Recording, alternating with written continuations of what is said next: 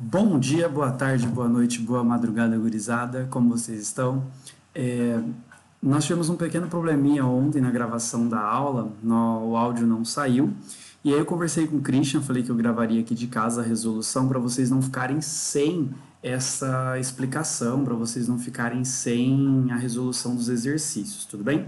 Então, nós vamos falar hoje sobre drogas e entorpecentes, efeitos do álcool no nosso organismo, e vamos falar um pouquinho sobre efeitos climáticos, alterações climáticas, buraco na camada de ozônio, chuva ácida.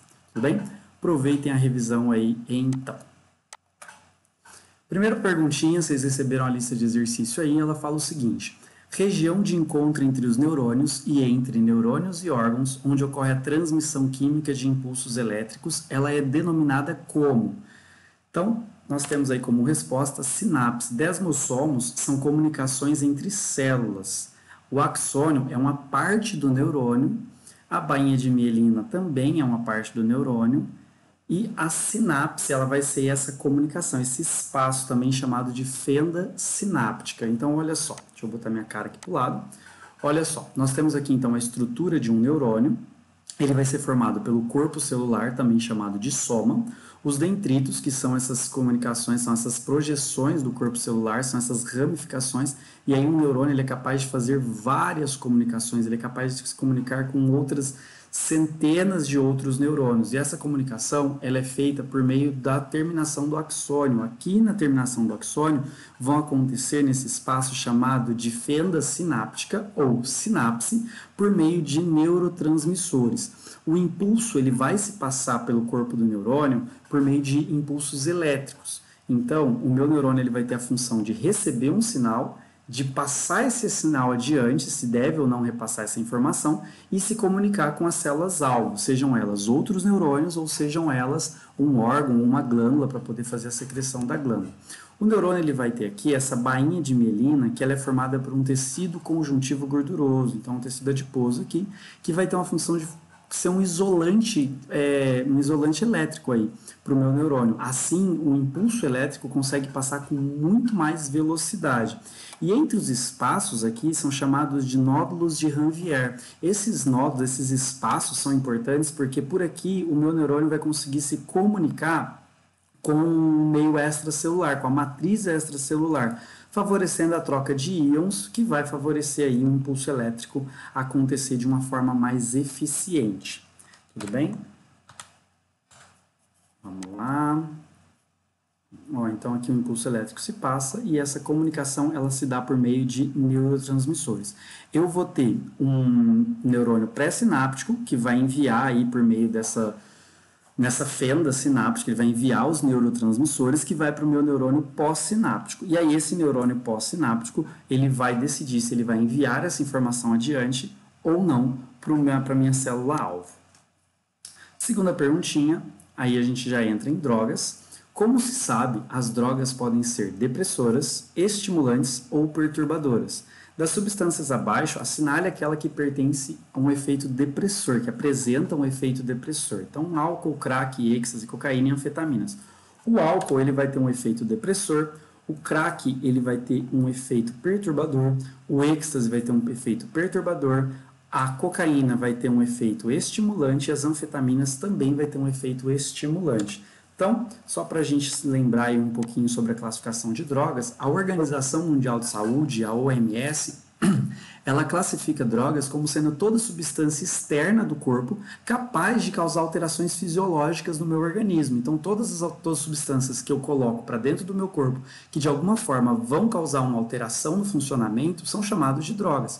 Essas drogas elas podem ser lícitas quando elas são legais não no sentido de serem muito divertidas, mas legais no sentido de serem legalizadas, ou elas podem ser ilícitas quando elas são ilegais, elas não podem ser consumidas, não podem ser comercializadas. As drogas lícitas, elas ainda têm um segundo parâmetro, que elas podem ser controladas ou não, ou ter alguma restrição. Por exemplo, o álcool e o tabaco são duas drogas lícitas aqui no Brasil que têm o seu uso controlado. Para você comprar álcool, para você comprar cigarro, você precisa ter aí 18 anos, ter atingido a maioridade que é os 18 anos. Antes disso, você não pode consumir, você não pode comprar, tá certo? Isso é uma infração. Alguém que te venda álcool, te venda cigarro, ou que te dê álcool, te dê cigarro, sendo você menor de idade, ele está aliciando um menor. Isso daí é crime, tá bom? Não pode acontecer. Outras drogas, elas são controladas, como, por exemplo, um remédio tarja preta, um Rivotril, por exemplo. Para você conseguir comprar essa medicação, você precisa de uma receita médica. Então, alguém precisa falar o seguinte: olha, o Joãozinho precisa comprar determinado remédio, determinada droga, pois ele faz uso disso para conseguir dormir, para conseguir se concentrar, enfim, ele vai ter uma receita médica que vai dar aí a autorização para poder comprar. Mesmo sendo uma droga lícita, ela tem um controle. O café já não sofre esse tipo de controle. Você consegue ir no mercadinho lá, qualquer supermercado, e comprar café. E o café, ele possui cafeína, que é uma droga estimulante. Tudo bem? Já as drogas ilícitas, elas não podem ser consumidas, elas não podem ser comercializadas, elas não podem ter porte dela. Cocaína, heroína, LSD, justamente pelo fato delas terem uma proibição em função do grande grau de destruição que ela causa para o organismo. Tudo bem? Lembrando, pessoal, que essa regra de lícito e ilícito, ela é de cada país, e dentro de alguns países ela ainda varia de cada estado. Por exemplo, nos Estados Unidos, existem alguns estados que eles permitem você utilizar a maconha para uso recreativo, para uso medicinal. Em alguns países da Europa é permitido você consumir a maconha, só que tem as suas restrições de lugares, tem as restrições de horários, tem várias restrições. Tá certo? Então, a utilização de drogas lícitas ou ilícitas, ela é uma regra de cada país. Aqui no Brasil, nós temos uma série de drogas que são consideradas ilícitas, justamente pelo fato de que ela tem um grande grau de destruição para o nosso organismo. E aí quem vai tentar regulamentar isso é a Organização Mundial de Saúde, e aí aqui no Brasil a Anvisa, ela vai tentar de alguma forma criar alguns mecanismos de proibição junto com a Polícia Federal, com órgãos competentes a isso, tudo bem? As drogas, elas são classificadas de 3 formas, vou colocar aqui no cantinho. Elas são classificadas como sendo depressoras, que são aquelas que vão diminuir a atividade do sistema nervoso, elas vão tornar o meu sistema nervoso mais lento, ela vai alterar a forma como o meu sistema de recompensa, o meu sistema lá nos neurotransmissores são propagados. Então, por exemplo, o álcool, alguns opiáceos, alguns tranquilizantes, remédios para dormir, remédios que são utilizados como calmantes, princípios ativos do maracujá. É um calmante natural, só que ela é considerada aí uma droga depressora, tudo bem? Estimulantes são aquelas que vão estimular a atividade do sistema nervoso. Então ele vai fazer, foi demais. Ele vai fazer com que o meu organismo fique extremamente agitado. A cafeína é uma droga estimulante leve que nós colocamos aí no nosso corpo quase que diariamente. A maior parte das pessoas aqui no Brasil tem um hábito de tomar café. A taurina, que está presente no energético, ela também é uma droga estimulante, só que elas são mais leves. Quando a gente vai para anfetaminas e para cocaína, a gente vai ter um efeito muito mais potencializado disso. E aí a utilização de drogas estimulantes, elas são extremamente problemáticas, porque como elas aceleram muito o nosso organismo, o sujeito ele pode entrar em taquicardia, que é quando o coração acelera, e aí o sujeito ele acaba tendo problemas cardíacos futuros, além de que muitas dessas drogas causam outros problemas para o nosso organismo, como intoxicação hepática, que é no fígado, drogas que são inaladas, como a cocaína, ela pode causar destruição das vias aéreas, drogas que são sintéticas, como por exemplo as anfetaminas, elas podem causar intoxicação no fígado. Então assim, elas vão trazer uma série de problemas no nosso organismo. Tudo bem? E por fim, as drogas perturbadoras são aquelas drogas que vão modificar a forma como nós percebemos o ambiente, vai modificar o nosso humor, nosso comportamento, nosso pensamento. O LSD faz isso, o LSD, o ácido lisérgico, ele altera a nossa percepção dos sentidos. Então, o nosso cérebro ele interpreta os sentidos de uma forma diferente. A maconha, ela deixa o nosso sistema de percepção também totalmente alterado, as coisas ficam mais lentas, e aí isso causa uma sensação de euforia no sujeito. O MDMA, que é popularmente chamado só de MD, ele também vai causar essa alteração. Também é bem problemático, porque algumas dessas perturbadoras, elas causam um aquecimento do corpo, o sujeito pode entrar em hipertermia, tá? E também pode causar aceleração dos batimentos cardíacos, ela também pode trazer uma série de problemas para o nosso organismo, tudo bem? Então, vamos lá. E a resposta já. Vou botar aqui pro ladinho. A seguir estão listadas algumas drogas e os efeitos que causam nos seres humanos, a curto e a longo prazo. Então, a maconha, a cocaína e o álcool. Eliminação da ansiedade, visualização da realidade com mais intensidade e prejuízos para a memória. Isso daqui vai ser a maconha. Então, a maconha ela tem um certo potencial de destruição de neurônios. Então, a longo prazo, o sujeito ele pode apresentar problemas de memória, ele pode apresentar problemas neurológicos. Existem alguns estudos que eles estão tentando relacionar a utilização da maconha com problemas de Alzheimer.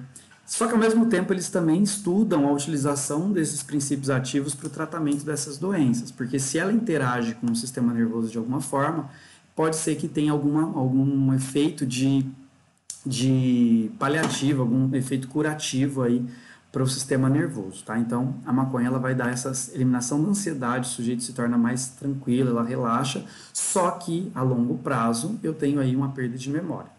Estado de autoconfiança, de grande autoconfiança, tremores e convulsões, aumento de batimento cardíaco. Isso aqui vai ser a cocaína.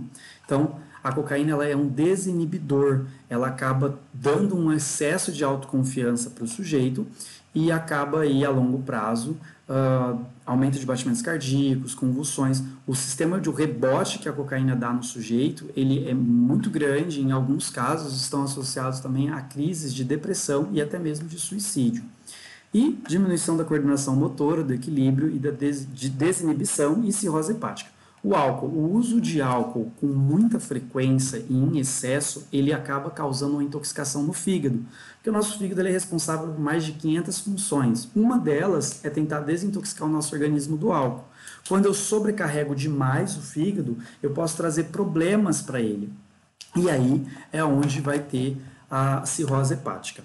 Desinibição significa perder a timidez, o sujeito ele se torna mais sociável, ele se torna mais extrovertido, tá? E aí a cirrose hepática, então, é um problema que vai ser causado no fígado. Hepático é referente ao fígado. Então, nossa melhor resposta aqui seria a letra A. Tudo bem? Eu vou um pouco mais rápido do que seria na aula, justamente porque, como é um vídeo gravado aqui de casa, ele é um pouco mais monótono, ele vai ter toda aquela diversão da aula. Então, só para vocês terem aí a correção dos exercícios, não ficarem no prejuízo. Tudo bem? Vamos lá. A proibição do fumo em bares e restaurantes adotados em vários estados do Brasil e no exterior, com o intuito de proteger o não fumante, que é chamado de fumante passivo, gerou grande polêmica quando isso foi adotado lá alguns anos atrás. Inclusive deu problemas jurídicos. Vamos pensar que antigamente o sujeito podia fumar dentro de teatros, dentro de cinemas, dentro de avião. Ônibus mais antigos tinha cinzeiro dentro do ônibus, então o fumante passivo, aquele sujeito que ele não era fumante, ele acabava tendo um prejuízo muito grande. Por quê? Hoje se sabe que o fumante passivo ele tem muito mais chance de desenvolver problemas respiratórios, doenças respiratórias, do que o fumante ativo. Justamente pelo fato de que no cigarro ele tem um filtro, que não filtra muita coisa, só que é um filtro. Já o fumante passivo, ele está recebendo toda aquela carga de fumaça sem nenhum tipo de filtro. Todas as alternativas contêm argumentações sobre a ação da fumaça e do tabaco que são comprovadamente aceitas, exceto uma, indique. Causa problemas respiratórios, principalmente em crianças. Sim, isso é verdade. Contém monóxido de carbono que bloqueia as funções de certas células sanguíneas. Sim, isso é verdade, nós vamos falar disso aqui daqui a pouquinho. Tem ação cancerígena, tanto para o fumante ativo quanto para o passivo. Sim, nós temos aí que o cigarro hoje ele é um dos maiores causadores de câncer de pulmão, de traqueia, de laringe, de garganta, de língua, de boca, tá? Em função aí das altas temperaturas e a grande quantidade de substâncias tóxicas e cancerígenas presentes no cigarro. Causa dilatação dos brônquios, aumentando a absorção de oxigênio? Não, isso daqui está completamente errado, tá?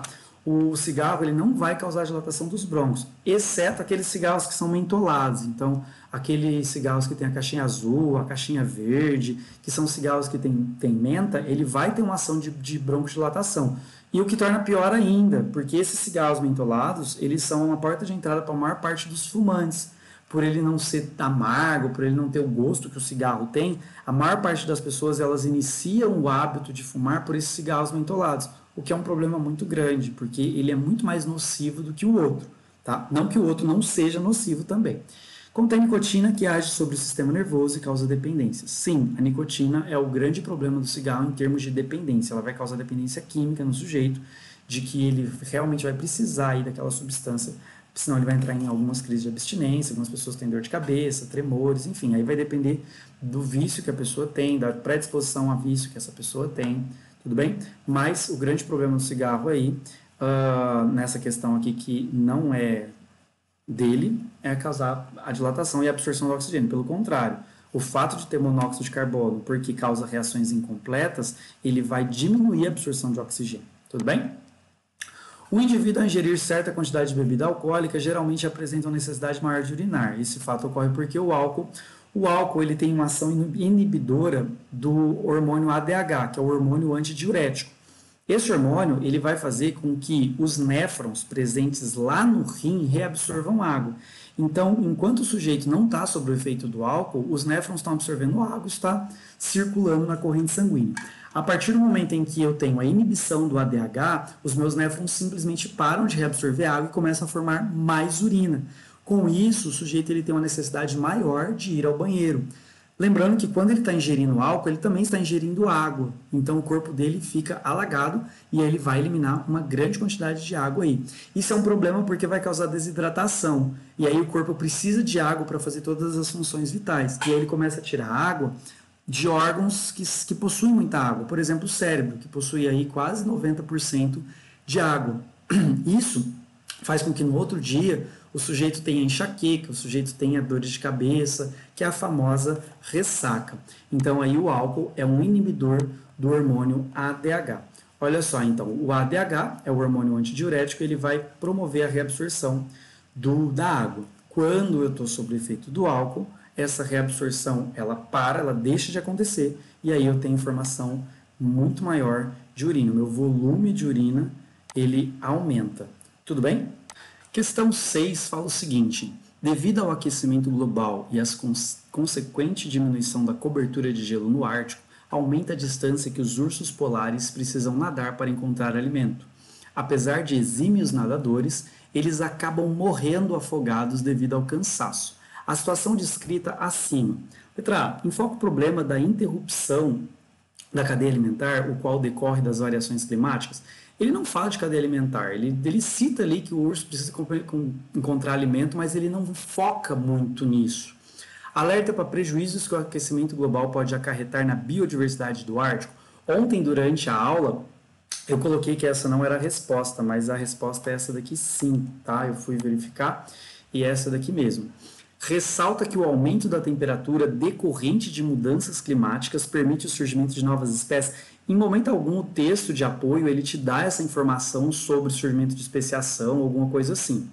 Mostra a importância das características de zonas frias para a manutenção de outros biomas terrestres. Sim, zonas frias são importantes para a manutenção de outros biomas, em função das correntes de ar frio, em função das correntes de água, as correntes marítimas frias.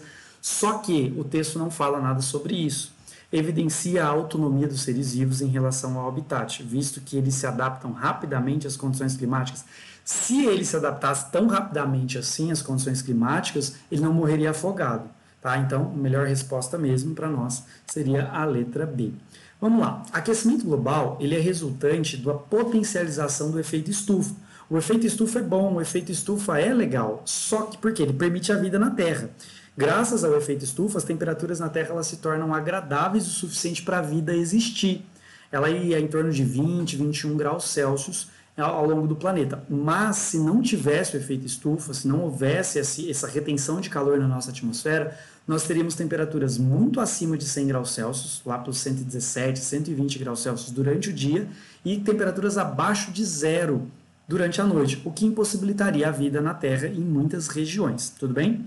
Só que, com o aumento da emissão dos chamados gases estufas, principalmente o gás carbônico, o CFC, o gás metano e o óxido de nitrogênio, o monóxido de nitrogênio aqui, e o vapor de água, que são gases chamados gases estufa, eles aumentando essa grande quantidade de gás na atmosfera, ele aumenta a retenção de calor, o que leva ao aquecimento global. O aquecimento global não é bom, não é legal, ele vai alterar uma série de coisas no planeta, vai trazer uma série de prejuízos, como, por exemplo, a extinção de algumas espécies. Eu tenho várias espécies que dependem de determinada temperatura para viver. Se sobe demais essa temperatura, essas espécies acabam morrendo. A exemplificar as abelhas. Muitas abelhas já estão sofrendo com o aumento de temperatura e as abelhas são os maiores polinizadores. E a produção de alimento depende disso. Então, eu tendo aumento da temperatura, eu tenho extinção de algumas espécies e eu vou ter problema na produção de alimentos, o que vai levar a um problema para a humanidade também. Então, essa preocupação ambiental com o aquecimento global não é só porque a Terra vai ficar mais quente, os dias serão mais quentes, as alterações climáticas que isso vai acarretar. Tem a ver também com a produção de alimento.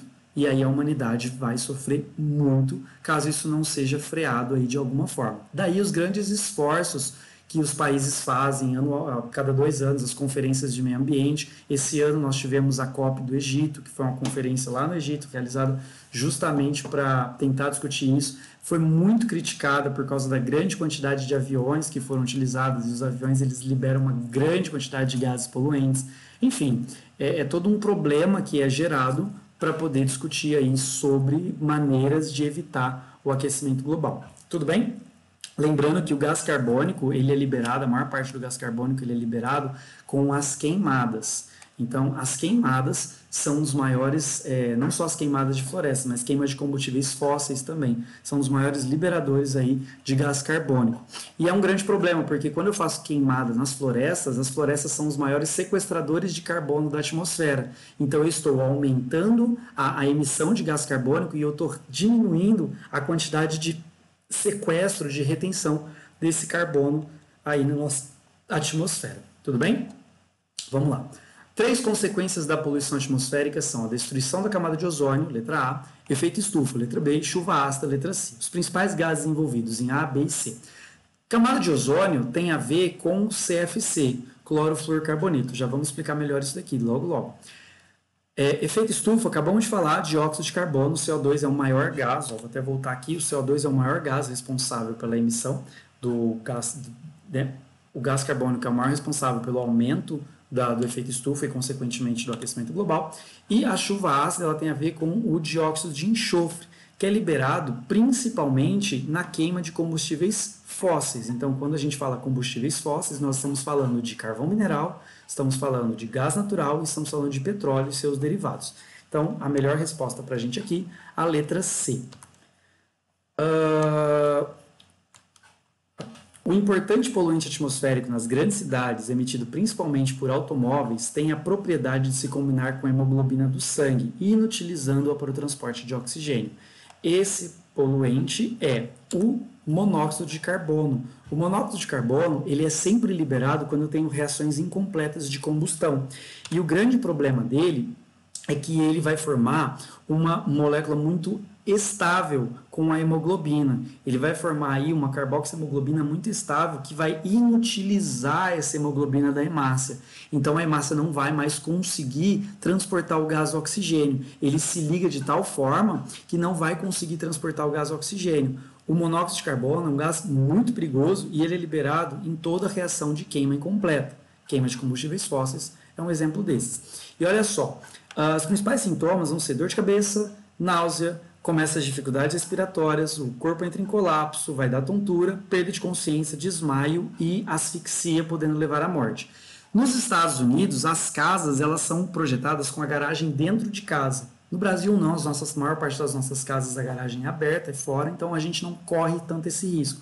Mas nos Estados Unidos acontecem algumas mortes acidentais por intoxicação de monóxido de carbono, porque às vezes eles ligam o carro para aquecer o motor e aí como a garagem é fechada, acaba aumentando muito rápido a concentração de monóxido de carbono e aí o sujeito vai inalando aquele monóxido de carbono e acaba por ter perda de consciência, desmaia, continua inalando monóxido de carbono, entra aí em asfixia e acaba falecendo, tá? Então existem algumas mortes acidentais em lugares onde as garagens são fechadas para dentro de casa e em função disso, tá? Dei esse exemplo aí ontem na aula, para dar hoje também. Esse gifzinho aqui ele é bem legal porque ele mostra aí numa coloração arroxeada aonde eu tenho liberação de monóxido de carbono e a grande quantidade de monóxido de carbono que nos cerca diariamente. O lado bom é que o nosso organismo ele consegue reestabelecer as hemoglobinas. Então, ele consegue restabelecer a minha hemácia com hemoglobinas novas, ele consegue repor essas células aí. Então, se a quantidade de monóxido de carbono inalada não for suficiente para poder causar qualquer outro sintoma, para poder causar uma asfixia ou até mesmo uma perda de consciência, o nosso organismo naturalmente vai eliminando essas hemácias que estão com monóxido de carbono e aí liberando, produzindo novas hemácias aí, fazendo com que a nossa respiração aconteça normalmente. Essa ligação com o gás carbônico, com o dióxido de carbono, ela é instável, então ela consegue desmanchar assim como ela desmancha com o oxigênio. Ela vai formar oxemoglobina e carboxemoglobina, mas ela consegue naturalmente liberar o gás carbônico durante os processos respiratórios. Beleza? Florestas tropicais úmidas contribuem muito para a manutenção da vida no planeta, por meio do chamado sequestro de carbono atmosférico, resultando da observação sucessiva nas últimas décadas, indicam que a nossa floresta amazônica foi capaz de absorver até 300 milhões de toneladas de carbono por ano. Conclui-se, portanto, que as florestas exercem um papel no controle de chuva ácidas. Não, a chuva ácida tem a ver com dióxido de enxofre e com outros gases aí com forma ácidos, não com gás carbônico. Inversão térmica também não tem a ver com a inversão térmica. Destruição da camada de ozônio, nós estamos falando do CFC. A floresta amazônica não absorve CFC, ela absorve gás carbônico. Do efeito estufa, provocado pelo acúmulo de carbono na atmosfera, resultantes da queima de combustíveis fósseis como carvão mineral e o petróleo. Colocaria aqui também o gás natural. Então, a melhor resposta para a gente é a letra D. Da eutrofização das águas, gente, eutrofização tem a ver com o aumento de matéria orgânica em corpos hídricos, que leva a um aumento de decomposição, que leva a uma redução da quantidade de oxigênio no local, que leva a um aumento de gás carbônico, de metano e outros gases da decomposição, e aí acaba matando a comunidade de organismos vivos que vivem naquele local. Tudo bem? Então, a eutrofização não tem a ver diretamente assim com o efeito estufa. Ela tem mais a ver com o aumento de matéria orgânica no local. Beleza? A humanidade, após a Revolução Industrial, vem interferindo nos ecossistemas de maneira agressiva, provocando o aumento do efeito estufa e a destruição da camada de ozônio. Como consequência dessas alterações, citam-se as seguintes: aumento da temperatura média do nosso planeta e da penetração de raios ultravioletas. Verdade, o aumento da temperatura em função da potencialização do efeito estufa e o aumento da penetração de raios ultravioletas em função da camada de ozônio. Desgelo de regiões polares e aumento do número de câncer de pele. Verdade, o aquecimento global leva a um aumento do desgelo no período quente nos calotas polares e o raio ultravioleta ele leva uma maior incidência de câncer de pele, uma vez que ele é altamente cancerígeno, ele tem um alto potencial de modificar a célula, o que leva ele a ter um alto potencial cancerígeno. E eutrofização das águas, não, e micose de pele não, porque micose é fungo, tá? Então a letra 3 aqui, ele não está certinho, então a melhor resposta para a gente seria mesmo a letra A. Falando um pouquinho de camada de ozônio, a camada de ozônio ela se localiza na estratosfera, nossa segunda camada dentro da atmosfera, entre 50 e 80 quilômetros de altura. O ozônio é um gás formado por 3 átomos de oxigênios combinados. E aí, o que acontece? Ele consegue filtrar 5% dos raios ultravioleta A, 95% do B e 100% dos raios ultravioleta C. Esse filtro natural que nós temos permite a vida na Terra. Porque, como eu disse, o raio ultravioleta ele tem uma grande quantidade de energia suficiente para conseguir causar mutações no nosso DNA, que pode levar ao surgimento de câncer. Por ser uma radiação com muita energia, ela também vai favorecer o aumento de temperaturas. Tá? Em função da nossa gravidade, do nosso eixo de inclinação, da nossa rotação, o buraco na camada de ozônio, que na verdade não é um rombo, não é um buraco, um furo, é uma região onde eu tenho uma menor concentração de gás ozônio. Ele se localiza nas regiões polares. Beleza? E como ele acontece? O CFC, quando ele entra em contato com a radiação ultravioleta, ele se desmancha. E aí o cloro, ele gosta de se combinar com o ozônio. Ao se combinar com o ozônio, ele libera o gás oxigênio, o O2, e se combina com o oxigênio, um oxigênio livre. Então ele vai virar uma molécula de cloro mais oxigênio. Só que essa molécula é muito instável, ela se desmancha com muita facilidade. E aí o cloro fica livre novamente. Ao ficar livre, esse cloro vai se combinar com outro gás ozônio. E aí vai desmanchar novamente, formando gás oxigênio e formando o cloro mais o oxigênio. E isso vai acontecer um efeito cascata. O lado bom é que a radiação ultravioleta naturalmente faz com que o gás oxigênio livre e o oxigênio livre se combinem formando ozônio novamente. Então eu tenho um processo natural de regeneração. Só que quando a minha emissão de CFC é muito maior do que a minha capacidade de regeneração, isso leva ao nosso problema do buraco na camada de ozônio. E aí, alguns protocolos foram adotados para retirar o CFC do mercado. Até 20 anos atrás, nós utilizávamos o CFC como gás dispersor de desodorante, hoje a gente usa gás carbônico. A gente utilizava ele em gases de refrigeração, de ar-condicionado, de geladeiras, de freezers, e hoje a gente já utiliza outro gás. Tá? Nós utilizamos CFC na fabricação de isopor. Então, assim, nós tentamos reduzir drasticamente o uso de CFC para tentar conter o avanço no buraco na camada de ozônio. Só que ainda utilizamos o CFC em alguns processos industriais. E aí são esses processos que precisam ser alterados. Só que isso demanda tempo. Eu não posso simplesmente falar a partir de hoje está proibido, está banido. Porque eu tenho várias empresas, várias indústrias que já têm um estoque disso e já tem todo um maquinário que opera com esses gases. Então eu preciso dar um tempo para que essas indústrias consigam fazer a adaptação necessária, tanto no maquinário quanto nos equipamentos que são produzidos aí utilizando esse gás. Entidades ligadas à preservação ambiental têm exercido fortes pressões para a redução do CFC. Isso se deve principalmente ao fato do CFC, acabamos de falar aí, ele produz, sobre a ação da luz, da radiação ultravioleta, átomos livres de cloro, que vai reagir com o ozônio, desmanchando essa molécula.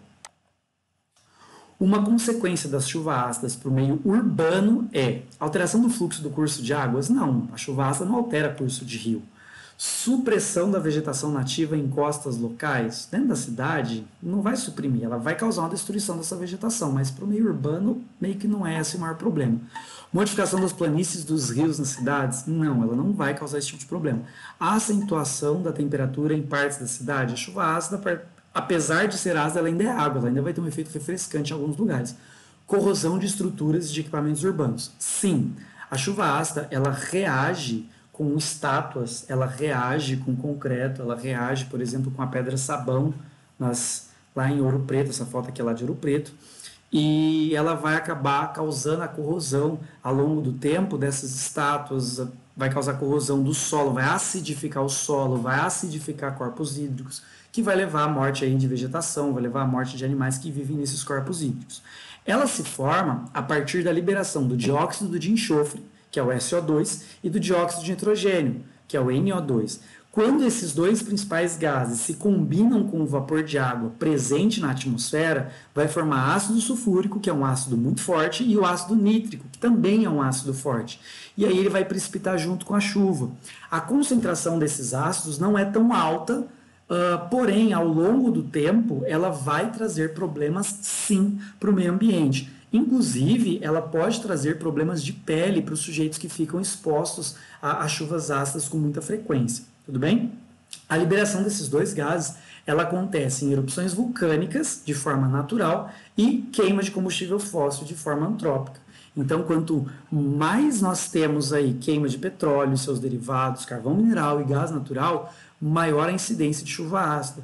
E essa incidência ela vai se dar mais ainda em regiões onde eu tenho um alto nível de industrialização, como, por exemplo, no eixo Rio-São Paulo da questão 13, que fala a emissão de poluentes de ar causa uma série de efeitos nocivos ao homem e à natureza, dentre eles a chuva ácida, que no Brasil a principal área é eixo Rio-São Paulo.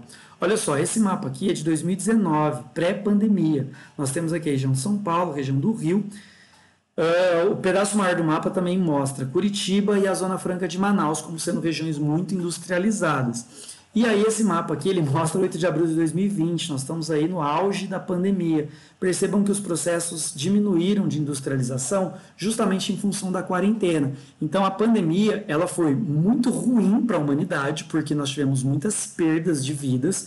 Ela foi muito ruim para a economia, porque muitas indústrias pararam, muitos comércios fecharam e tudo mais, mas ambientalmente falando, ela teve um lado bom. A emissão de gases poluentes reduziu muito, porque muitas indústrias pararam, muitas indústrias fecharam neste tempo, tá bom?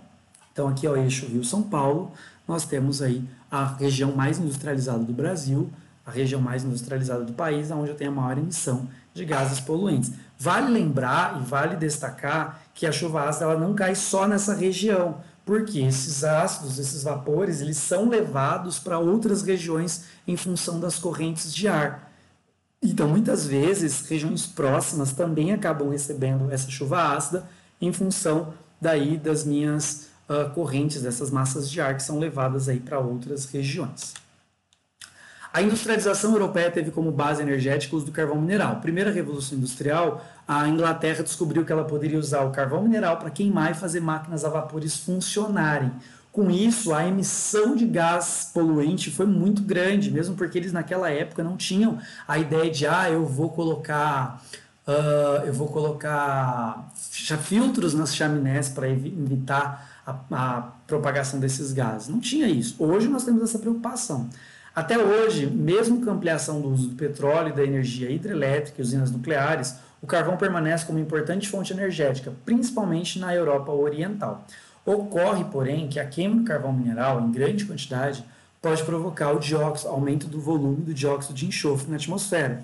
Com isso, vai ter o fenômeno da chuva ácida, então, dióxido de enxofre, chuva ácida, vai formar ácido sulfúrico na atmosfera. Só relembrando aqui o ciclozinho, dióxido de nitrogênio, dióxido de enxofre com vapor de água, forma ácido fúrico e ácido nítrico, que são dois ácidos fortes. Tudo bem? O aquecimento global é um processo caracterizado pelo aumento da temperatura média do planeta.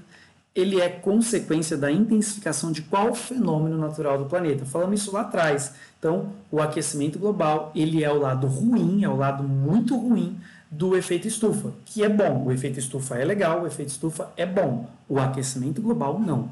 O excesso do efeito estufa leva ao aquecimento global, o que leva para nós aí uma série de problemas ambientais. A biodiversidade é afetada de diferentes formas pelo aquecimento global. Sobre o tema, analise a alternativa abaixo e marque a incorreta. Tem pulando aqui, olha a pegadinha. Muitas espécies podem entrar em extinção em decorrência do aquecimento global. Ele quer a incorreta. É verdade. Dei o exemplo das abelhas para vocês lá atrás. Vimos do urso polar que está morrendo por causa do degelo. Falando no urso polar, olha a letra B aqui. O urso polar é um grande símbolo da luta contra o aquecimento global. Você está na pressa, fazendo a sua prova, correndo, você leu até aqui, você para e você já vai para a próxima. Só que olha a pegadinha aqui, em decorrência do aumento exagerado de indivíduos, causado pelo aumento de alimento disponível nos oceanos, fato que leva à competição. Não, os ursos polares, eles são símbolo do aquecimento global justamente em função do degelo. Então, o degelo na região vai provocar aí o problema para essa biodiversidade no Ártico. Lembrando que o urso polar só tem no Polo Norte. Eu não tenho urso polar no Polo Sul. E pinguins eu só tenho no Polo Sul. Tá? Eles não convivem aí juntos. Letra C. O aquecimento global pode desencadear um aumento de epidemias no planeta, uma vez que ambientes quentes favorecem a multiplicação de vários vetores, como a Aedes aegypti. Verdade. Por quê? Eu vou ter alteração no regime de chuvas, eu vou ter alteração no regime climático de regiões, e aí o Aedes aegypti, que é um vetorzinho muito empreendedor, chegou aí no Brasil de forma irregular, veio do continente africano, o nome aegypti é referente a Egito, então veio do continente africano, começou aí só com a dengue, hoje ele é responsável por dengue, febre amarela, zika e chikungunya. Então olha que empreendedor esse daí. Secas e chuvas inesperadas podem afetar a reprodução de uma série de espécies de plantas. Sim, muitas plantas dependem de regimes de seca, regimes de chuva. Anfíbios são amplamente afetados pelo aquecimento global, pois necessitam de ambientes aquáticos para sua sobrevivência e reprodução. Verdade, o ciclo de reprodução dos anfíbios acontece na água. Só um momentinho. O ciclo de reprodução dos anfíbios acontece na água. E aí, quando eu tenho alteração desses corpos hídricos, às vezes aumento de temperaturas, às vezes lagoas que são temporárias não acontecem, desaparecem, o regime de chuvas é alterado, esses anfíbios acabam tendo um problema, o que também pode levar aí a uma extinção de espécies desse grupo de animais. Coloquei aqui umas chargezinhas e algumas imagens muito utilizadas sobre o urso polar e sobre aquecimento global. Essa foto aqui é uma foto sensacionalista. Esse urso polar aqui ele tinha acabado de sair de um estágio de hibernação. Óbvio, ele está num pedaço de degelo aqui. mas eles saem magros depois da hibernação deles, porque no inverno ártico eles também hibernam. Ursos, eles têm hábitos de hibernar. E aí eles consomem todas as reservas de gordura energética deles. Aí eles vão passar a primavera e o verão comendo muito para conseguir repor isso daí, tá bom? Olha só, essa foto aqui eu coloquei porque ela é muito bonitinha, ela ganhou um prêmio internacional pela forma como ela foi tirada, como esse urso veio parar nesse pedaço de gelo, né? Essa foto aqui, ela mostra uma mamãe urso com o seu filhotinho urso enfrentando os desafios aí de poder passar por esses espaços, por esses blocos de gelo na busca de alimento. E essas três charges aqui já foram utilizadas em prova, todas elas referentes a aquecimento global. Essa charge em específico aqui do canto, ela fala sobre o gás metano, sobre a remissão que o gás metano, que é eliminado pelas vacas, pelo gado em si, tem a influência que esse gás tem. Lembrando que o gás metano é um gás estufa. Então, muitas pessoas que adotam um modelo de vida vegetariano ou até mesmo vegano, muitas vezes é em protesto a essa grande produção em massa que nós temos aí de carne bovina para a redução da emissão desses gases. Tá? Então, é complicado nós discutirmos sobre o quão perigoso a agropecuária ela porque nós vamos entrar em processos econômicos, a carne é um alimento amplamente consumido, então eu preciso ter consciência de que é necessária a produção dela. O fator nós precisamos compensar isso. Beleza, eu vou consumir carne, o gado vai produzir o gás metano, então eu preciso compensar isso reduzindo a emissão de gás carbônico, por exemplo. E aí entra os projetos de conservação de matas nativas, projetos de reflorestamento de áreas nativas, de florestas originais, entra a questão da redução do desmatamento ilegal, entra a redução de queimadas criminosas, tudo bem? Então, esses são fatores aí, são chargezinhas que já foram utilizadas. Pessoal, nossa aula ontem foi basicamente resolvendo esses exercícios. Eu peço desculpa para vocês por não ter conseguido gravar ontem na aula, eu realmente não percebi que o microfone não estava ligado, e eu espero que com essa resolução e com essa explicação, vocês consigam aí ter uma luz sobre o que foi explicado. Tudo bem? Aí está o meu e-mail, qualquer dúvida que vocês tiverem, quiserem entrar em contato, mandar alguma pergunta aí, eu respondo assim que eu ler o e-mail o mais rápido possível, mesmo porque a prova do passe já vai ser no domingo. Eu desejo boa sorte para cada um de vocês. Não esqueçam de verificar a documentação necessária para levar, o RG é muito importante vocês levarem, não esqueçam isso. Levem máscara, por mais que no edital esteja escrito que o uso de máscara é opcional, levem aí uma máscara com vocês, porque se na hora tiver lá exigindo a máscara, você já está munido da sua, e testem as suas canetas, levem 2, 3 canetas aí da cor que o edital solicita. Façam a prova com muita calma, eu sei que vocês estão preparados para esse momento, eu desejo uma boa sorte para cada um de vocês, um grande abraço e até a próxima!